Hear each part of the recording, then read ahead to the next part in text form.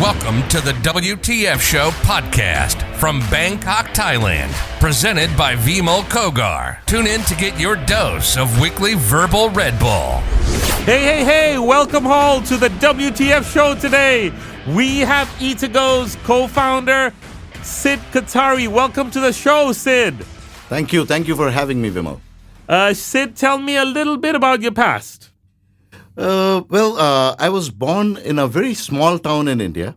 It's in central India in a state called Madhya Pradesh, and it was about 50 kilometers from the nearest biggest city was about 50 kilometers, Ujjain. But this was an industrial town. So it had a township of, there was a Birla factory owned by Aditya Vikram Birla Group, the Grasim Industries, one of their flagship companies, and they had a full township of about, I would say, around 10,000 employees, my father being one of them. So I grew up in that environment, in that very small township. And from there on, I mean, at my time in that township, there were only three professions that we knew in our life. You can either be an engineer, you can either be a doctor, or you could be a chartered accountant.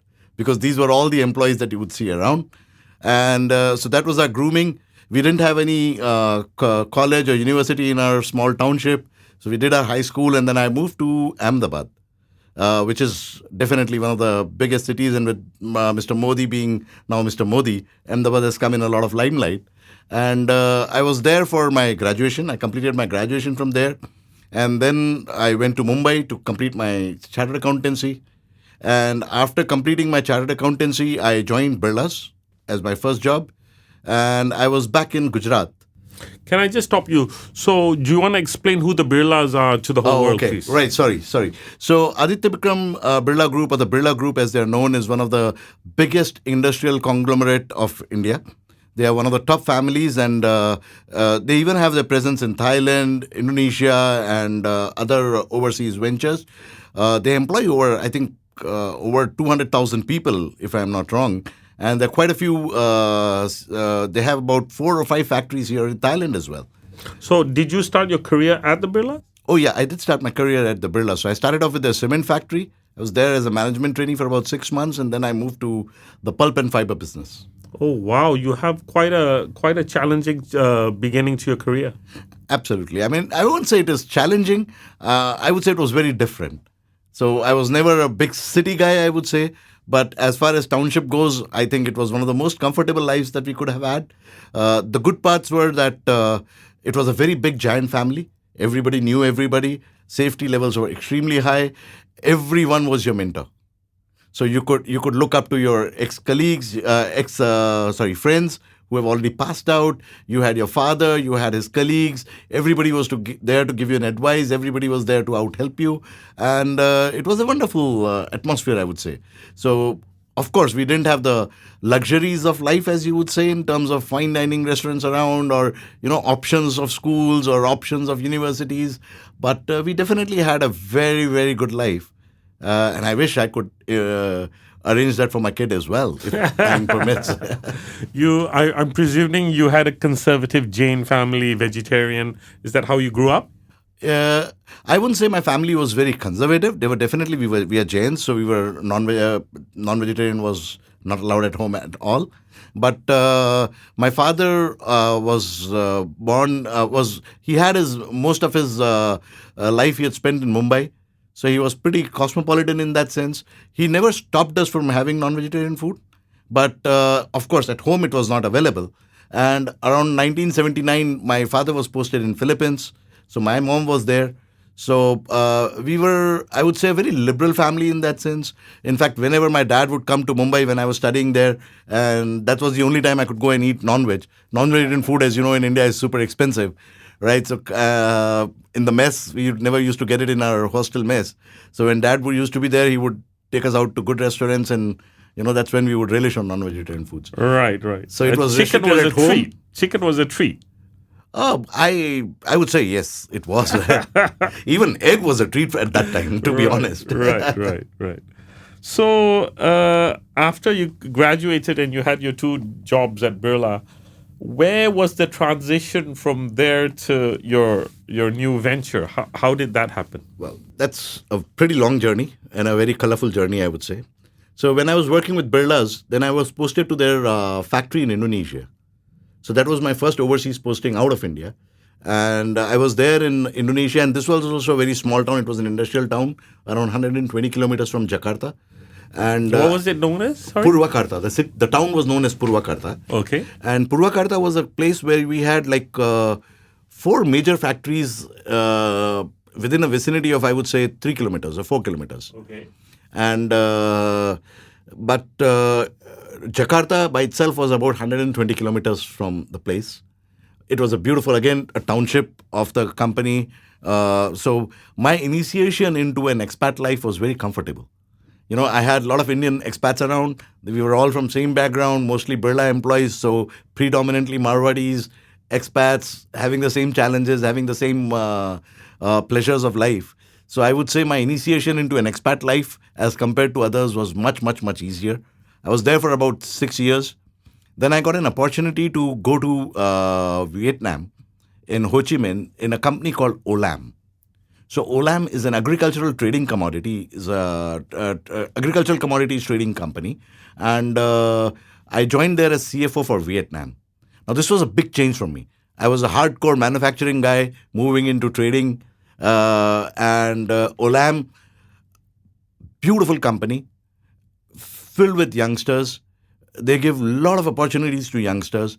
I remember my branch guys. I mean, it was an agricultural commodities trading company. So the basic job was that we were in the what we call them as origins, where the commodities originate, and we had branch offices in small villages where, say, coffee, rice, or cashew or pepper was grown. So we had these branch heads. And I remember I had a branch head who was fresh out of his MBA college. He was based in a place called Bomothot. Nobody would have even heard the name if you're not from coffee industry of this town. Very remote place. But he was managing purchases of $200 million a year. Wow. A fresh grad. So this was Olam. It really inculcated that entrepreneurship spirit in us. I was there for about a year. And then I got an opportunity in 2008 to move into telecoms. Now, telecoms was a rising industry at that point of time, mobile telephone. The opportunity was based in Laos. And I realized that if I have to make such a drastic change of industry with no background in telecom services, I have to start either low or in a smaller company. And this is what it was. And I was fortunate. It was a brilliant group called Millicom. It was part of the Kinnevik group from Sweden. They had operations. They were, I would say, predominantly operators of underdeveloped countries. So they had operations in Laos, Cambodia, Vietnam. They had operations in tons and tons of African countries, but none of them were big. They would have it in, I would say, all Western African countries. They were very big in LATAM, in Latin America. And so these were their hardcore operating markets. So basically their business model was go and operate a telecom company in places where people would generally not go. The Vodafones and the Airtels and the Idea Cellulars of the world will not dare to enter. I worked with them in Laos for about 6 years. So then I moved to Vietnam through them again as regional head. So I was looking after Laos, Cambodia, Vietnam operations. Then I moved as country head of Cambodia. And when they were about to sell off, so first Kinnevik Group sold it to the Russian group, and then Russian group also started divesting out of Southeast Asia. That's when we said enough. I've already sold the same company 3 times. I don't want to do it the 4th time. And I moved to Caribbean islands. Wow. So I was with a telecom operator called Digicel, and I was the CFO there for Trinidad and Tobago. I was based in Port of Spain. So my first about 15 days I spent in Haiti. I was actually joining them for Haiti, but then an opportunity came and I moved to Trinidad and Tobago. And Haiti was an eye-opener. People feel that Nigeria is not safe. You have to visit Haiti to realize what is not safe. I used to move in an armored car with armed bodyguards, 2 armed bodyguards, and this was essential. In the 1 year that I was with Digicel, in our own Haitian operations, my head of ops was abducted. Bodyguard of my CEO was shot. We had a big robbery attempt in the company. So it was a very, very difficult environment to work in. And Digicel is an operator of islands. So they're very big in Caribbean islands and Pacific islands. So we were there, but Digicel was owned by a guy called Dennis O'Brien, and you could consider him as junior Donald Trump. So he had his Trump moments. And at one point of time, me and so we were moving together. My co-founders were there with Eatigo. We were moving together from Laos to Vietnam to Caribbean islands. And at one point of time, we were sitting back and thinking, I mean, do we want to take all this for money? The answer was no. I mean, money can be made, but you have your self-respect. And you didn't want to go through that nuisance again and again. And we decided, okay, let's do something on our own. And that's how we landed up in Thailand, started off with Eatigo. Why Thailand? Interesting question. So, my 4 co-founders, if you see, it's so 3 of us, myself, I'm Indian. One guy, Michael, who used to be the CEO of Lao operations and was head of Haitian operations, CEO of Haitian operations. He's half French, half German, you can say. And then we had Judy, our third co-founder. She was president of Asia for Millicom. So we have been working together since 2008. And she was a Singaporean lady. So all of us didn't have any combined natural nationality. But we all loved Southeast Asia. Judy was based here. Michael's wife is a Filipino. I was working since 2000 in Southeast Asia. We all had love for Southeast Asia. And then we decided that let's do something in Southeast Asia. I had come down to Thailand because my initial objective was around 2013, if you remember, Myanmar was about to open up its telecom sector. And we were looking that can we start a business in Myanmar for managed services. On the way to Myanmar, I got a call from one of our ex-colleagues who used to be our intern in Laos. He said that he has this business in Bangkok called Restaurants of Bangkok, which used to be a directory for restaurants, something like Wong Nai, but in English. Right. So he said, would you guys like to invest? And Michael told me, well, you're going to Myanmar, why don't you evaluate this opportunity as well? So I said, fine, I'll check it out. I came here to Bangkok. I looked at the opportunity. I realized that advertising was not what we wanted to go into. We told them that, hey guys, it's not that we want to invest, we want to run the company because we would like to change the direction completely. And they said, fine. But, coming from the companies that we were managing companies which were having turnover of $500 million or $600 million. Our aspirations were never that Eatigo would be a single country dominated operations. Right. We always wanted a multi-country dominated operations. And thus, we wanted to start both Singapore as well as Thailand. Right. Our base, we chose Thailand because of course, cost reasons. Singapore was super expensive. The cost of doing the startup would have increased at least 3-folds if we were starting up in Singapore. So we set it up in Thailand. We launched in Thailand. Second, there were 2 insights that we were looking at. I mean, if you look at Southeast Asian economies, they're predominantly 2 very distinct type of economies here. You have the fully developed countries like Singapore, Hong Kong, Taiwan, and if you were to extend it a little bit to greater Southeast Asia and include Korea and Japan in it, these are some similar block. And then you had the second group of countries which were developing, roaring, but a single city dominated, very, very not extensively having internet penetration, but just about initiating. Lazada had just started operations. E-commerce before that was unknown, right? So those were like, say, Thailand, Malaysia, Indonesia, Philippines. So we said, if we are looking at a multi-regional approach, we need to gather our data and experiences in both type of economies. And then we can decide how we will grow the business. Should we focus on which type of countries? Where will our bread and butter be? So that's why we started with 2 operations. Headquarters was in Thailand, as I told you, because of the cost reasons. And that's 2013 and then never left. Okay, so we have our audience from all over the world. So can we start at the beginning and explain slowly what is Eatigo and what is the mission statement? Okay. So to start off with the mission statement, what we say is we connect empty tables with empty stomachs using time-based discounts. So predominantly, Eatigo is a restaurant reservation platform in its very basic. But the different aspect of Eatigo is that it's actually a yield management tool for restaurants. So, the insight came to us when we were looking at a graph If you look at capacities, utilizations of, say, airlines or a hotel industry, they run up in about 80%, 70 to 80%. While if you look at a restaurant basis, it's about 35%. Because people eat food only when they're hungry, and that's the lunchtime and the dinner time. And you have these huge capacities which are unutilized. And the name, no restaurant on this planet dies because of very high variable cost.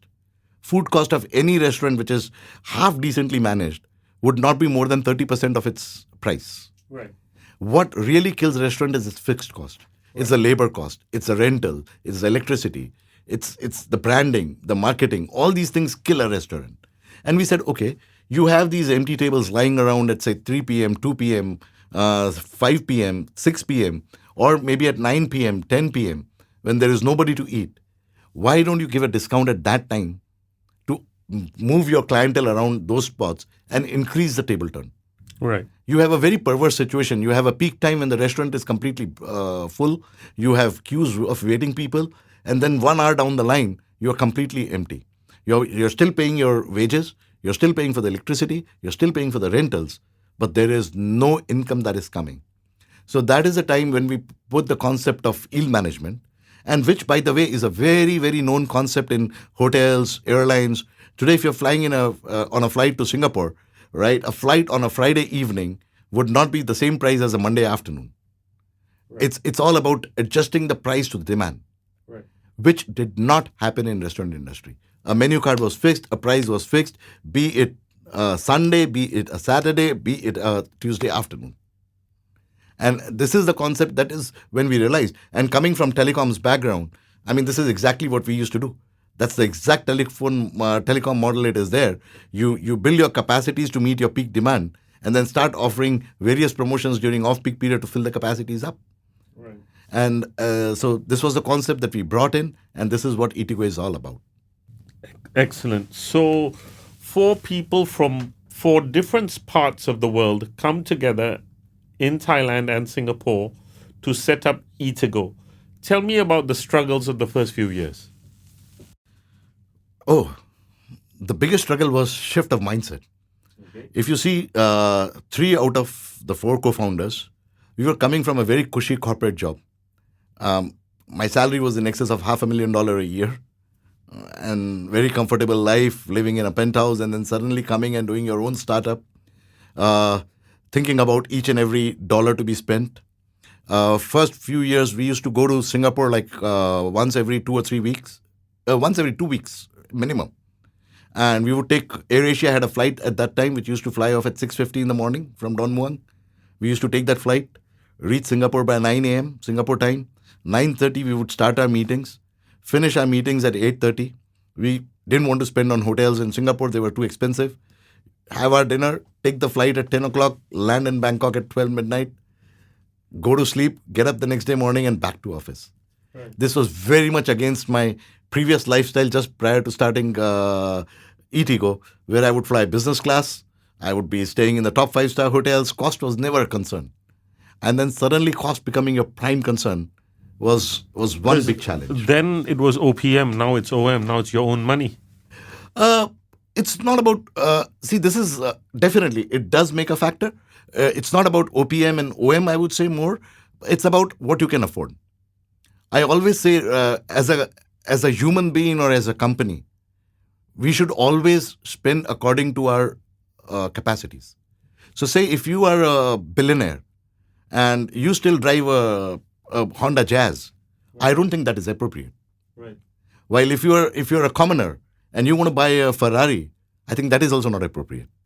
Right? So people should live as per the means that is provided, and this transition one should understand in life. It's very few lucky people who would maintain one standard lifestyle, but you should always be prepared. Eventualities can come. I have seen a lot of my friends coming from very humble background now being millionaires and billionaires, and it would be very, very odd if they don't live their lifestyle accordingly. They would not be able to network in the right circles. They would not be able to hold up. Modesty is good, but there is a very thin line of this between being stingy and being modest. So I say we should always be modest, but we should not be stingy. We should always spend as per our capacities. So when we started Eatigo, for sure, we were not running a multi-billion dollar business. We were not running a business that is generating $400 million profit, even after all those expenses. So we couldn't have done those expenses. Okay, so tell me a little bit about Eatigo in terms of when we grew up as kids, we were told that when you started a business, you needed to have X amount of profitability, and the profitability would grow, and you would use those profits to maybe reinvest into the firm. And today's startup culture is sometimes no operating profit, sometimes Series B, Series C funding, and then you grow, and then you wait for a SPAC to take you up. So your exit is where you make the money. And old school people don't fully understand this, and I'm not going either way. But can you rationalize it to our audience how this works? Profitability is always the core. Okay. The question is the timing. Okay. Do you want, or are you investing in small profits today, or are you investing in the hope of a very big profit, say 5 years down the line? That's how investors look at a business. No investor on this earth will give you even a single dollar if he does not feel that he's not going to get his returns. Right. Right? Eventually, someone is going to pay only when you're going to be profitable. Right. The point is, in which part of that ladder are you? So the reason why startups get extremely high valuation is the potential and possibility of being able to reach a very vast consumer base at a very low cost of investment. Basically, scale. It's scale. Right. Say if you have a manufacturing industry, I know the scalability is not going to come. So if I have to invest in your business, I have to look at the profitability today. Right. But if I'm investing in a startup, say it's an e-commerce company, I know he can reach to anybody, anywhere in the world tomorrow.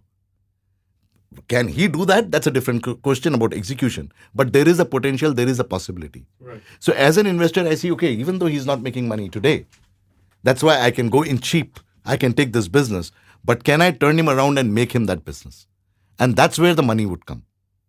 But what we see is the short-term cycle, where we see a lot of guys, the founder started the company, he gets diluted by second, third series, he exits, he makes a lot of money, then comes the next investor. But in the chain, what is happening is everybody is driving the business to achieve that scalability. Right. So there is a capacity to which I can drive Eatigo. So it's a numbers game. The guy who buys you wants to scale it 10x, 100x, 1000x. I mean, see, again, any business on this earth is done on the concept of hope. Right. As long as you're optimist and as long as you have a hope in this business, anybody would invest. The day that hope dies, the day that optimism dies, nobody invests in you. And that goes even for your own business. Today, if you were to start your own industry, why would you do it? Because you believe in it. You have a hope that this industry will grow to certain X size, it will generate certain amount of money, and I will be able to live off, right? So everybody has an intention or an idea on how he's going to take that business. So do investors. So you have different type of investors. You have some strategic investors who come in, who want profitability, who want revenue.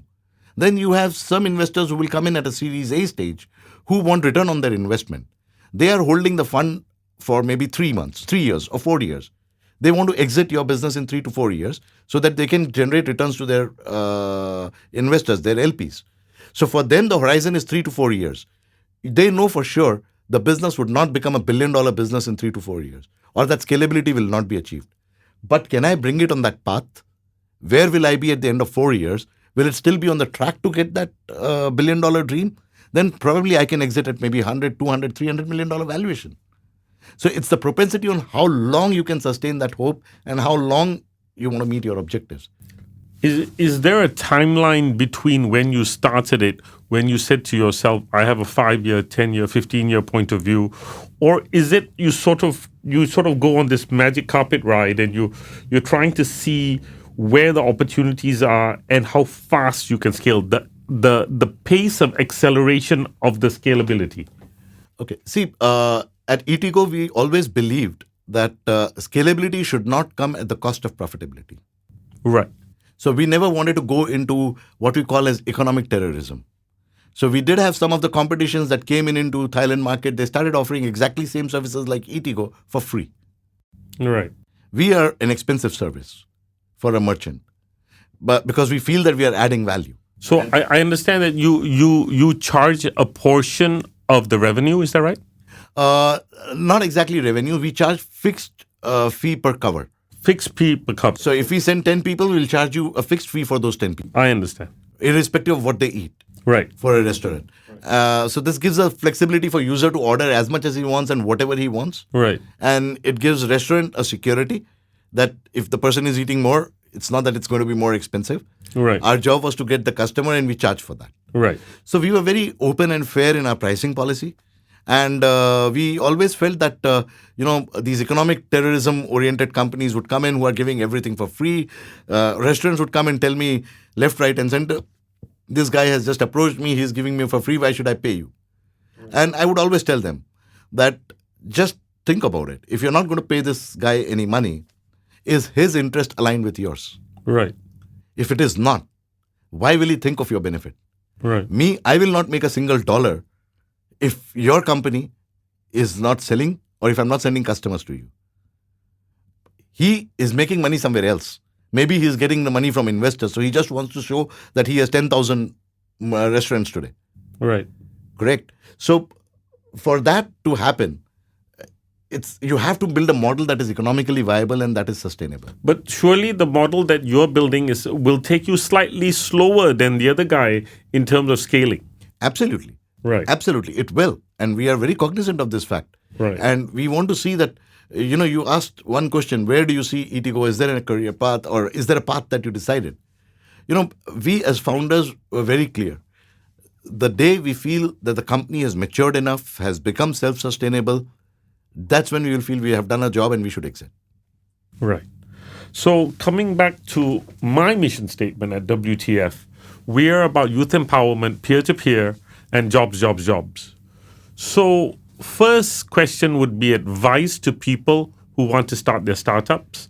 And second, my question would be the type of person you're looking for in an interview, especially the person's EQ-IQ ratio. So to answer first question first, if you want to do a startup,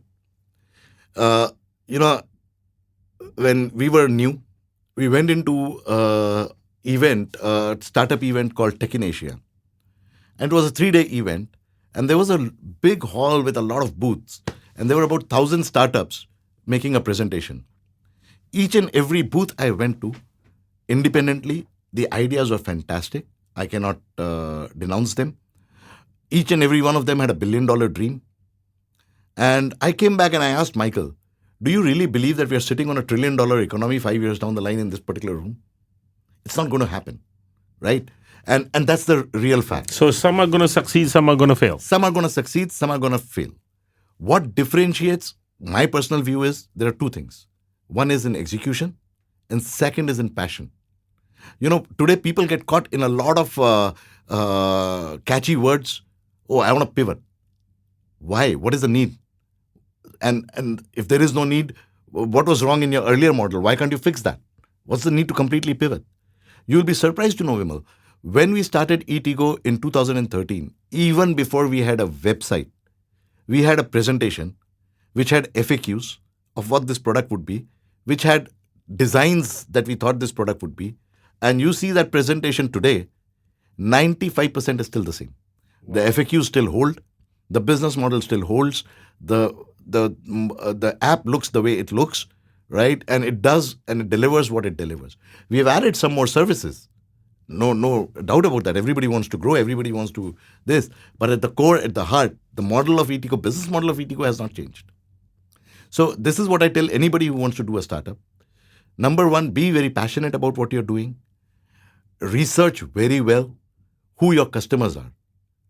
And mind you, it's a very, very dubious question. Like if you ask me Eatigo today, who are my customers? Is it the users who make a reservation or is it the merchants to whom the users go to? And I say it's always my consumer is the merchants because they are the ones who are paying me money. My product has to address their needs and I have to understand is this a need for which they will pay me the money? Right. There is no point in addressing the requirement of a user who's not paying me anything. Right. If it does not help the merchants, I'm not getting paid. I'm not making money. And this is one big mistake that most people do when they do startups. They do not think of the monetization model.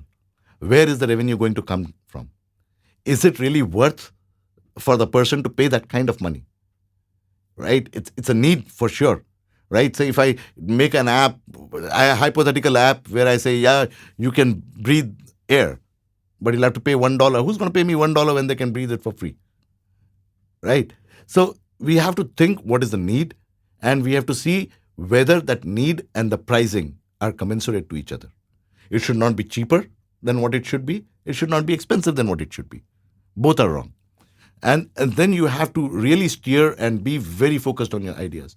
There were several times when people told, when we started Eatigo, way back in 2013, I have tons and tons of emails where people have told me, guys, don't start in Thailand. Thailand does not have a reservation culture. It's a walk-in culture. People like to walk in into the restaurant. They don't make a reservation. But our insight was something very different. Thai people love discounts. That was the time when Groupon and Ensogo were selling vouchers like left, right, and center for restaurants. So we said, okay, fine, people do not make reservation, but they want discount. Can we marry these two concepts? Will people at least make a reservation to get a discount? Right. And that theory proved true. Today, even in Thailand, in our heydays prior to COVID, we were seating over, I would say, around 2 million diners a month. Wow, it's a lot. So it was a very good business that we were generating. So this is one thing that I will tell everybody: be passionate, evaluate your model left, right, and center, knock it hard, understand what is the need, talk to your consumer set, whom you think is going to pay to you. Ask them, is this something that they will pay you? And if yes, how much? And that's when you get into a startup and you'll make it a successful model. Never think that, can I sell this startup to that ex-investor at Y price? So I will invest $50,000 today. Maybe this investor will come in and buy it without understanding the concept of the business itself. The guy may be super excited about your idea tomorrow, but 2 years down the line, when you really reach that point, his objectives might have changed. Right. But if your business is built on a strong model, it will never change. It will always be a commodity that you can sell. So that would be my advice. I'm sorry, what was the second part? Second one was, when you interview somebody, are you looking for, what is the EQ, IQ equation that you're looking for? Okay. So, see, there is, earlier on in my career, I was given one mantra. If you have a person who has a good attitude and a good skill set, promote him. If you have a person who has good attitude but low skill set, train him. But if you have a person who has bad attitude but a good skill set, fire him. Right? And if you have a person who has bad attitude and bad skill set, don't hire him. Right? And the logic is very, very clear. Skill sets, or you use the word IQ, but I will more use knowledge or skill sets. This is something I can train a person on. But attitude is something that I cannot change. Right. And you need a person who matches with the attitude of your company. He should fit into the culture of your company. Otherwise, he will be frustrated, you will be frustrated. Right. So it's best that you separate ways. Right. And if you find this candidate who is good in attitude and good in skill sets, promote him, push him. And this is what I will say. And I don't like to categorize things in right and wrong. I categorize things in fits and misfits. No attitude is a wrong attitude. You just have to find an organization that suits your attitude. And as a young kids, I would always say, don't fool yourself. When you are going for an interview, it is not only that a company is assessing you. You should take time to assess the company itself. And you should see, is it really the kind of culture that you want to settle in? Is it the job that you want to do? If those two are yes, then and only then take a job. Never be desperate to join a wrong company. Tell me, we are here in Thailand, and myself, I'm third generation, and I understand you're first generation. We are basically part of the Indian diaspora. And Thailand's given us a very comfortable life, the wonderful people that they are. Tell me a little bit about your relationship with Thailand and maybe Eatigo's relationship with Thailand. Tell me something a little bit personal. Well, I would say, if you ask me if there was a heaven on this earth, where would it be? I would say it would be Southeast Asia, right? I'm not particularly saying about Thailand, but I would definitely say it would be Southeast Asia. Because, if I close my eyes and think, what would there be in heaven, right? I would have a comfortable life. I would have some people to help me. And I feel that value for money in Southeast Asia is amazing. It is such a peaceful country. All Southeast Asia, most of the Southeast Asian countries, with an exception of maybe Myanmar or some other, are very peaceful. People in general are peace loving. Right. People respect all nationalities. And people respect your knowledge and your skill set. And they don't judge you by the color of your skin. Right. Which is excellent. If you look at comforts of life, it's an amazing life. I can have 2 or 3 maids in my house. I can send my kids to one of the best public schools or international schools. You can travel anywhere. It's so closely and so cheap. Travel is so cheap. You can see so much of the world at so less a cost that it is unbelievable. So I feel that I'm lucky to be in Southeast Asia. And within Southeast Asia, I feel Thailand is it's my favorite because of location. It's very centrally located.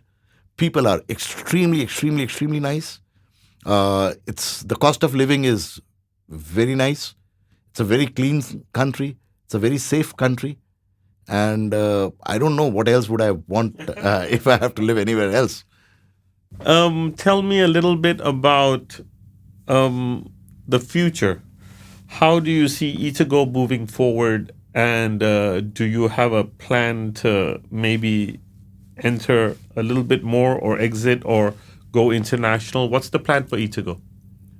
Going international, that we already are. We are present in 8 countries now. Okay. So that box is already checked. Exit, it was always a plan. It was not a business that we started that our kids would do. So Eatigo is a very professionally run company, right? So if my son has to do an internship in the company, he has to sign a contract. Right. It's not that just because he's my son, he will get it. He was interned last summers. He wanted to do an internship, and I said, I can't help. I can just introduce you. At the end of the day, it's up to the manager whether he wants to hire you. Right. And so it's a very professionally managed company. It was never done for that we will never exit. So exit is definitely on the horizon. Our plans have taken a beating because of COVID. The businesses were hurt. But we feel that we are very much on track that maybe next 2 to 3 years, as I said, the dream is that the day company becomes self-sufficient, it is not dependent on other people's money. The money that we take from investors should be used for growth. If we reach that influx point, is I think the time when we would say it's time to say goodbye to Eatigo. Okay. In terms of, again, our mission statement here at WTF, there are kids out there who are looking for jobs, can't get jobs, or are just a little bit disillusioned. What advice can you give young people entering the workforce who are maybe either jobless or don't have a passion in their job or can't find the right fit? Somehow they can't find themselves in this new challenging world we live in. You see, fortunately, we are in Thailand and unemployment rate is really low. The only reason why I feel the unemployment rate, people are not able to find a job is probably their expectations are not correct. I come across a lot of young grads who will come, who want a job, and suddenly they will say, oh yeah, I want 30,000 baht. Right? Or maybe 25,000 baht. And I'm like, okay, that's not the starting salary, right? And then you start being frustrated. So one piece of advice that I would give is, first understand what is your passion. And then don't think about the money that comes with it. You're in a very early part of your career. There is enough of life left to make money. So this is the time when you should devote to upgrade your skills and get into the right kind of companies that you want to get into. What is the path that will lead you to your dream job is always what I say. So you don't need to start with your dream job, but at least you should be on the track that you can land your dream job, maybe 2 years, 3 years, 4 years down the line. So, when life throws lemons, you make lemonade. Right. So maybe you don't get the job that you wanted, you don't get the salary that you wanted, but always keep a track whether you are on the right track, whether it will give you or it will take you to that level. I feel very, very proud and very happy when I see some of the early days Eatigoers now going and joining billion-dollar companies like Uber and all that. We have no hard feelings. In fact, I was just talking to one of our ex-employees yesterday. He's now in Germany. He's heading operations of Uber in Germany. Right. And it makes us feel very happy and very glad. So for him, he took a big risk. He joined Eatigo. It was a very small company way back in 2014. The company had no branding, no name, nothing, but it put him on the right track. It put him in the right industry where his passion was, and he could grow. He came here to work for a travel agent, if you would believe. So he came from Germany to Thailand to work for a travel agency. He was managing the outbound Thai tourist into Germany. He was managing their plans. That was not his passion, but he came to Thailand because he felt that he wanted to be in Southeast Asia. This was one opening he got. Then after coming here, he found Eatigo. He joined Eatigo because tech was where he wanted to be. And now he is where he really wants to be, which is in a company like Uber. Fantastic. I have the best job in the world because I get to interview people like Sid Kothari at Eatigo. Thank you so much, Sid, for joining the show. Before we go, I'd like to ask you for a final question and give you a little bit of a blank sheet if you want to say anything else. My final question is, who influenced you the most as you grew up? Before we go to that question, some reminders for our viewers. Monday, we've started the WTF radio show, Sid. You have to go to DJ Rico on the WTF radio show. It's a 25-minute show of all the music you like, Sid. ABBA, Boney M, and the whole works. We have Saturday Night Fever. We have all the fun stuff from the 70s and 80s. So that's, if you Google it, WTF radio show with DJ Rico. Tuesday, we have an investing show called WTF Investing Show with Direk Kanejao. He is the best of the best, and he will teach you how to invest your money. Wednesday, we have a lovely lady, one of the loveliest ladies in Bangkok, Judy Tan. She does a parody show about reading books called Fake It Till You Make It. So it's called the WTF Fake It Till You Make It show on WTF Media, and we will go daily by June. Every single day of the week, you will have a show on WTF. We look forward to you Googling WTF Media, and you will find us on all social media platforms. Sid, thank you so much for joining the show. I'd like to request two things of you. One is you have the privilege of finding and suggesting a guest for us for our next show. So we offer all our guests the privilege to select somebody they think would be excellent on the show the next time. You also are welcomed at the end of the year to the WTF Youth Awards. Before that, you will nominate and vote for Youth of the Year, age 20 to 30, who lives in Southeast Asia, who has added to his community in a positive way. I thank you again, Sid Kothari, Eatigo, for joining our show. And I really hoped you enjoyed the show with us today. And we leave you with our final question, Sid. When it comes to inspiration, I would say that I take my inspiration from a lot of different people. Clearly, when it comes to family values, how to run the family, how to manage the family, my father was my role model. When it comes to caring and giving to the society, my mother was my role model. When it comes to professional life, as I told you, I grew up in a township, and I was fortunate enough to look at a lot of my seniors from my school, their parents, how they have progressed in their careers. And I always used to wonder, if a person is the president of a company, why? Why is he different from Mr. X or Mr. Y? And this used to inspire me a lot. I always wanted to reach there. And then during my professional life, there were quite a few people. In fact, when I was doing my CA, I had few students whom I really look up to. I had people who were smart, who were intelligent. There was a guy who told me, Sid, never study to gain knowledge, study to pass your exams. Knowledge is what you will gain when you start your work. Right. So he used to say, MBA you can pay and buy and get, but MBE, which is path to success, only comes by experience. By MBE, he meant management by experience. Right. He feels that's the degree that you really want to have. And he was brilliant in his advice. He was a CA topper in India. It's very tough. Then I had a boss who would leave his table exactly at 6 p.m. with not even a single paper left on his table. So for him, he always taught me, take decisions, make decisions, put the ball in other person's court as fast as possible. So, then of course, I take a lot of inspiration from Michael, my CEO, Judy, my co-founder, Louis, my co-founder, everybody. In fact, when you look around, every person has something positive that you can really look into and you can really inspire yourself. In fact, I look at my son, the way he works today. He would go for his swimming, he would go for his tennis, he prepares for his SAT, he prepares for his A-levels. And I really feel, can I do that today? And probably not. So I do take inspiration from him as well. So I feel that, for each and everything in life, I like to look at people. I admire people and I take inspirations on the positive sides that they bring and try and inculcate it in my life. Inspiration indeed.